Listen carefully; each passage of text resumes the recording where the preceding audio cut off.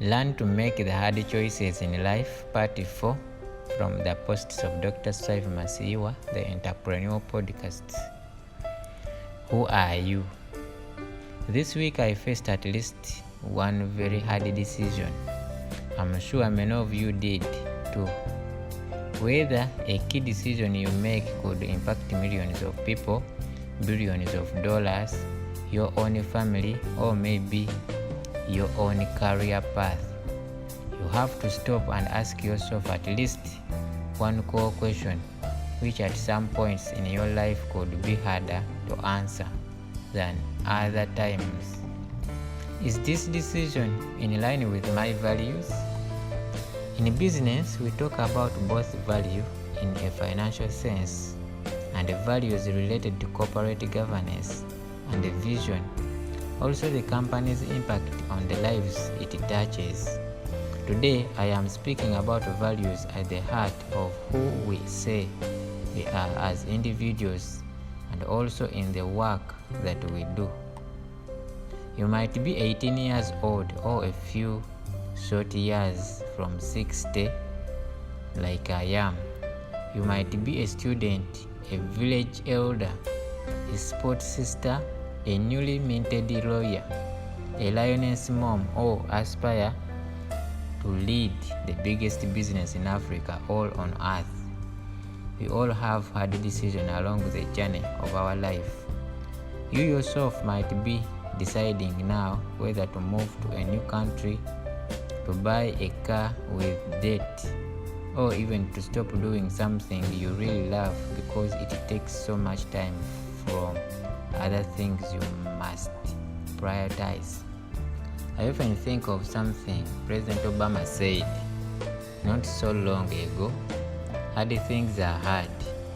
I am sure every last one of you here knows exactly what he meant.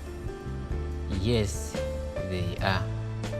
But if you know what you stand for, if you know your core values, hard things will remain hard, but the decisions will remain easier. What do I mean here by values? Many of you know, but I will give you just one example from a company website in one of my favorite countries. It starts like this: our values, which they have in uppercase letters. At Rwanda Air, we value customer. Surpass customer expectation of services by continuously improving and innovating products as well as service delivery. Employees, to maintain an inclusive working environment that embraces new ideas, change, respect for the individual and equal opportunity to realize one's potential. I just pulled out a few to give you an example. This is what Rwanda Air wants you to know it stands for as a company. The other 5 values it lists are safety and environment, integrity, corporate social responsibility, profitability, and accountability. These are corporate values. Now let's look at values in a little different way. If you put together a U website, do you know what the My Values section would say? You don't have to tell me here. I just want you to ask yourself the question. If you know your own values, this will definitely help you make some of the hard decisions in your life. Now I want you to start thinking about a big homework assignment I will give you shortly. It won't be today but soon. I want to ask you to tell me what you have learned here on this platform that you have shared together over the past years.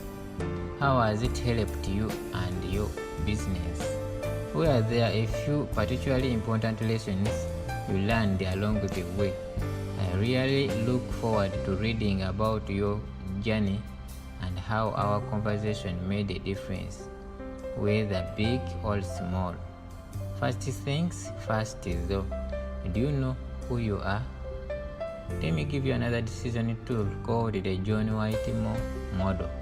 named after a well-known executive management coach. It helps you look at the goals you are pursuing and if they are the right ones for you. Get a piece of paper, write down your goals, and then analyze one by one. Are they specific, measurable, attainable, realistic, time-phased, positively tested, understood, relevant, ethical, challenging, legal, environmentally sound, agreed, recorded? If this applies to you, then do your research and find out more. My job is to help you ask the right questions. It takes courage to grow up to be who you really are, said the late American poet E.E. Cummings. Reflection. The other day I came very close to cancelling my Facebook account. If it was not for this platform, my only real social media platform, I probably would have done so. I remain deeply troubled by the underlying business model of these platforms. They harvest and sell information of their users without their knowledge. Last week, Europe moved aggressively to protect their citizens. In that regard, I totally agree with this approach. You know the saying, be aware Greeks bearing gifts. Whenever you get service for free, always remember that there is no such a thing as free.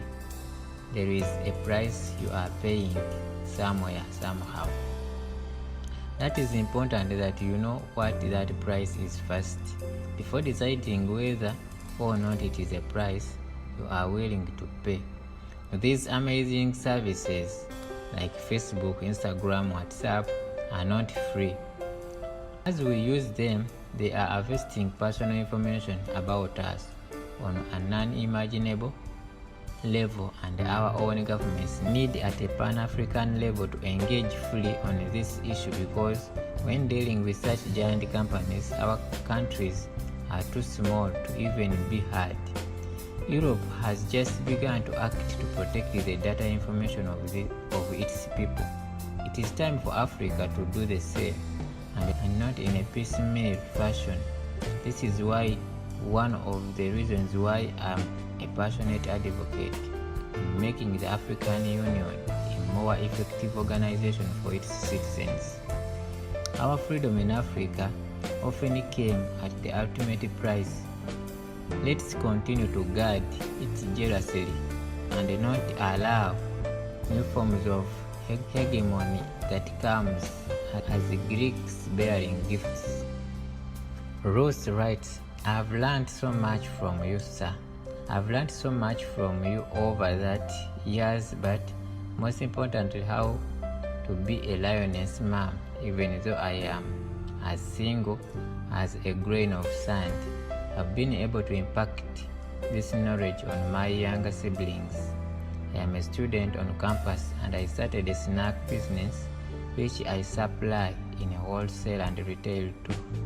I have had many people tell me it's impossible to be this multitasking as a student, but I know I am preparing myself to be a self-made woman and a lioness mom.